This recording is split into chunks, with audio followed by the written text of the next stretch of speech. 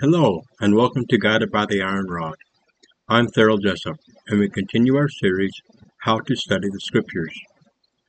Before we begin, I invite you to read Moroni 10:3-5, and ask our Heavenly Father to send His Holy Spirit to guide you, to open your ears and quicken your understanding, that the word you study will be confirmed to you.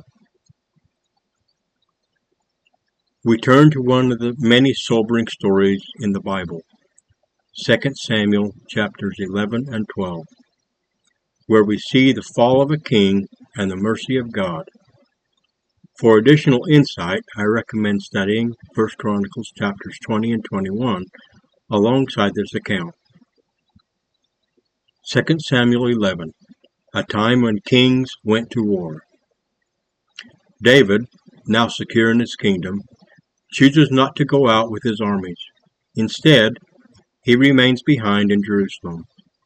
One evening, from the roof of his palace, he sees a woman bathing, a beautiful woman named Bathsheba. Though he learns she is the wife of Uriah the Hittite, one of his most loyal soldiers, David sends for her and commits adultery with her. When she later sends word that she is with child, David attempts to cover the sin. He calls Uriah back from battle, hoping he will go home and sleep with his wife. But Uriah, faithful and honorable, refuses while the ark and Israel's army remain in tents. In a final act of deceit, David sends a letter with Uriah's own hand to Joab, instructing that Uriah be placed in the fiercest part of the battle and then abandon him. Uriah dies, Bathsheba mourns, David brings her into his house, and she becomes his wife. She bears him a son. The final verse of chapter 11 strikes like a lightning bolt. But the thing that David had done displeased the Lord. The consequences of this are severe. In Doctrine and Covenants 132:39, the Lord declares, David's wives and concubines were given unto him of me, by the hand of Nathan my servant, and others of the prophets who had the keys of this power. And in none of these things did he sin against me, save in the case of Uriah and his wife. And therefore he hath fallen from his exaltation, and received his portion, and he shall not inherit them out of the world, for I gave them unto another, saith the Lord. Let that permeate your soul. Let it sink in. 2 Samuel 12. Thou art the man. The Lord sends the prophet Nathan to confront David, but Nathan does not accuse him directly at first.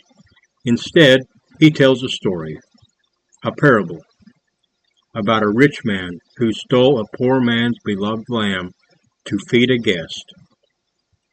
David, not seeing himself in the tale, burns with anger and declares that such a man should die.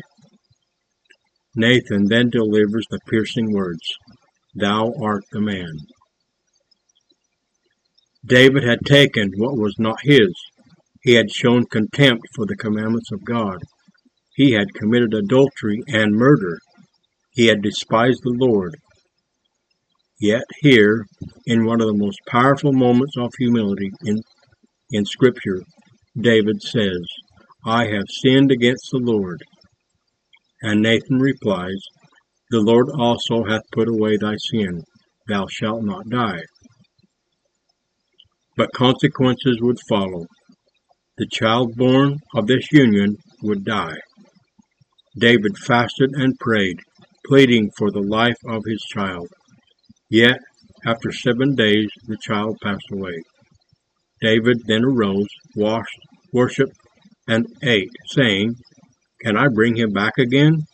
I shall go to him, but he shall not return to me. Even in tragedy, David showed faith in the resurrection and hope in the mercy of God. Mercy, restoration, and the birth of Solomon. God did not abandon David. After this bitter consequence, David and Bathsheba were comforted, and another son was born, Solomon, whom the Lord loved. Through Solomon, the Lord's promise would continue. David was forgiven, but not without eternal consequences and loss. Reflections and applications. This story teaches us that no one is beyond temptation, and no sin is hidden from God. But it also shows that no one is beyond redemption when they humble themselves and truly repent. Adultery. David's desire overtook his duty. This shows how dangerous idle moments and unchecked impulses can become. Murder. Sin compounds. When we try to hide one wrong, we often commit another. Shame. David tried to appear righteous before men, but the Lord knew his actions. Repentance. When confronted, David didn't make excuses. He confessed, he fasted, he mourned, he worshiped. Brothers and sisters, we all fall short, but the Lord offers a way back. David's story is not just one of failure. It is a story of mercy, chastening, and ultimately restoration during his lifetime. Yet the consequences of his actions reach into eternity.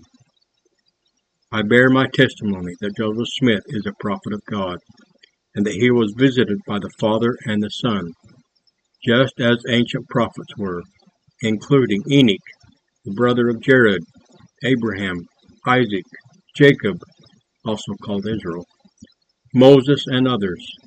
Each of these prophets was visited by God and chosen by him, not by man. After a few years, the resurrected John the Baptist laid his hands upon the prophet Joseph and ordained him to the Aaronic priesthood and to the office of priest. This is where it begins, with baptism.